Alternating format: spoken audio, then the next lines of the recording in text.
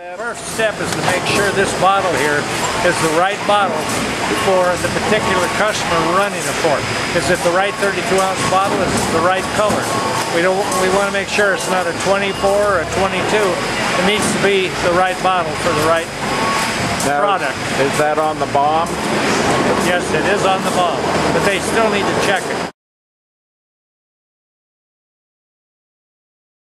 The next thing they need to do here would be to get the label station set up so the label is positioned on the bottle in the correct position according to the sample that we have at the end of the line. Girls in the quality control department always set up a sample bottle with the label height and the label going horizontally back and forth in the right location, so they've got something to look at to adjust the bottle. Making sure the height is right, the front and back height has to be the same, and the horizontal position of the label has to be consistently the same. And then the next step would be to look at the code. We have a code imprinted on this bottle on the back label. And what we're looking for is real estate or space in here that's got the most space where this particular code can be visible. It's a little tight up here, but I'll let it go this time. But normally I like it in spaces where there's a little more real estate where when they stamp it, it's visible. We don't want it to wander off into the copy on the back label.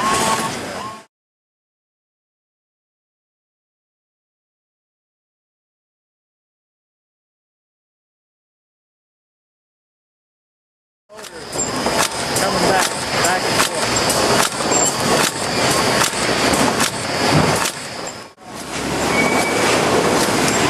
That's the purpose of her being here. She's checking both sides with the mirror. They need to do a preliminary run on the label before they ever start this machine rolling. So they make sure the label's in the proper position, the code's accurate where it needs to be, and then they can go to the next step of making sure that the filler is set up with the right spacers, the right screws, the right infeeds, and everything else. That all needs to be done before they kick this switch on and start running. See those big wheels turning? That's what we call a starter. It's custom built for this particular bottle, and it has spaces in between that regulates the position of it as the tube comes down into the bottle. It has to be adjusted accordingly. If it's not adjusted properly, then the bottles all get jammed up in there and it's a mess. So that's part of the pre-flight inspection, what I call it, or setup, you know. And then the outfeed has to be adjusted also.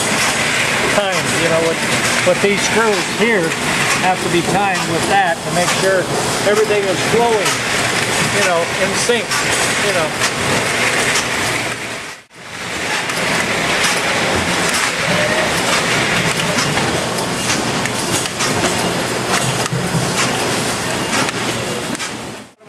See when the tube goes down into the bottle, see that little rubber spacer? Yeah. Well, those spacers have to be changed occasionally, and they have to look for leaks on each one of these tubes. If one's leaking, then it needs to be repaired. Number one, they have to make sure they have the right colored trigger that states on the bomb, because the dip tube length will vary depending on if it's a 32, 22, or whatever. Then we come down here to the cappers.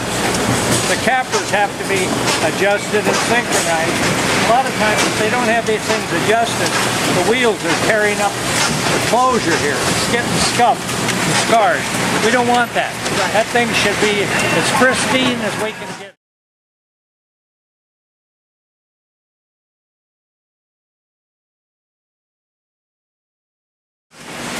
You can see that's low. She found it right here. She caught it. Okay, that's usually an indication that there's a tube that doesn't have the right spacer, or we may have stopped the filler. When you stop it and start it again, you'll get a little variance. But it's important that she, right here, catches this, pulls it off. It can't go in the box. That's supposed to. And then she's always watching to make sure that the weight here meets the specification. She weighs the bottle. Not this one, but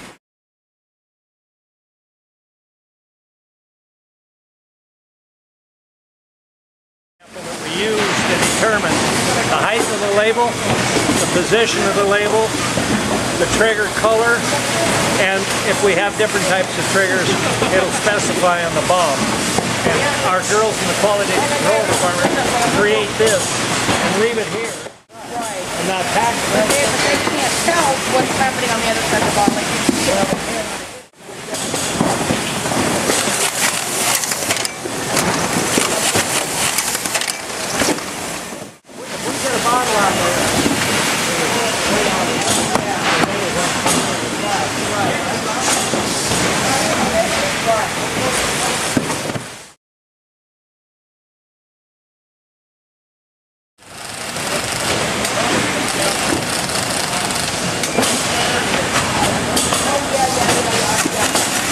How you doing, Martha?